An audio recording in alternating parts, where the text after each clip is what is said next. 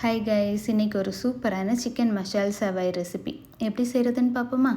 அதுக்கு முதல்ல ஒரு மிக்ஸி ஜாரில் ஒரு கைப்பிடி அளவுக்கு சின்ன வெங்காயம், 2 பூண்டு, கொஞ்சோண்டு இஞ்சி, ஒரு தக்காளி, அப்புறமா ஒரு 15 போல் காஷ்மீரி மிளகாவை, ஒரு ஸ்பூன் வினிகர் சேர்த்து கொஞ்சம் நேரம் ஊற வச்சுருக்கேன். அதையும் இது கூட சேர்த்துக்கிறேன். இது கூட ஒரு கைப்பிடி அளவுக்கு மல்லி இலை சேர்த்து நல்லா பேஸ்ட்டாக அரைச்சி எடுத்துக்கோங்க. இப்போது ஒரு சிக்கனை நாலாக கட் பண்ணி வாங்கியிருக்கேன். அதை இந்த மாதிரி ஃபோர்க் வச்சு நல்லா குத்தி விட்டுக்கோங்க.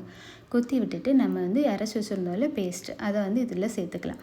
சேர்த்துட்டு இது கூட ஒரு ஸ்பூன் கரம் மசாலா, தேவைக்கு உப்பு, கொஞ்சம் மஞ்சள் பொடி சேர்த்து இதை நல்லா மேரினேட் பண்ணி ஒரு 4 ஹவர்ஸ்க்கு ஃப்ரிட்ஜில் ரெஸ்ட் பண்ண விட்டுருங்க.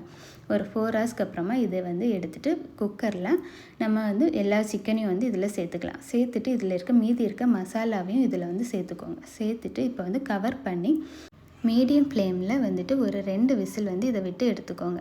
குக்கர் நல்லா ஆறுனதுக்கப்புறமா இதை ஓப்பன் பண்ணிவிட்டு நம்ம இப்போ இதை ஷாலோ ஃப்ரை பண்ண போகிறோம். அதுக்கு நான் ஒரு பேனை ஹீட் பண்ணி அதில் கொஞ்சமாக ஆயில் சேர்த்துட்டு நம்ம எல்லா சிக்கன் பீஸையும் இதில் சேர்த்துக்கலாம்.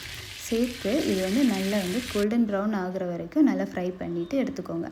இதை இந்த மாதிரி நல்லா கோல்டன் ப்ரௌன் ஆனதுக்கப்புறமா இதை எடுத்து தனியாக வச்சுட்டு இப்போ இதே ஆயிலில் நம்ம மீதி இருக்கோம்ல அந்த மசாலா, அதை இதில் சேர்த்துக்கலாம். சேர்த்துட்டு இது நல்லா வற்றி வரணும். அது வரைக்கும் இதை குக் பண்ணிக்கோங்க. இந்த மாதிரி இது நல்லா வற்றி வந்ததுக்கப்புறமா இப்போ கேஸ் ஆஃப் பண்ணிக்கோங்க.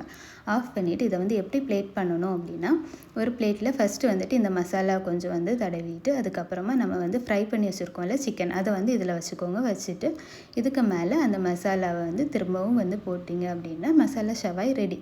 எப்படி சூப்பராக? இந்த மாதிரி ஒரு சூப்பரான சமையலோடு உங்களை திரும்ப பார்க்குற வரைக்கும் பாய்.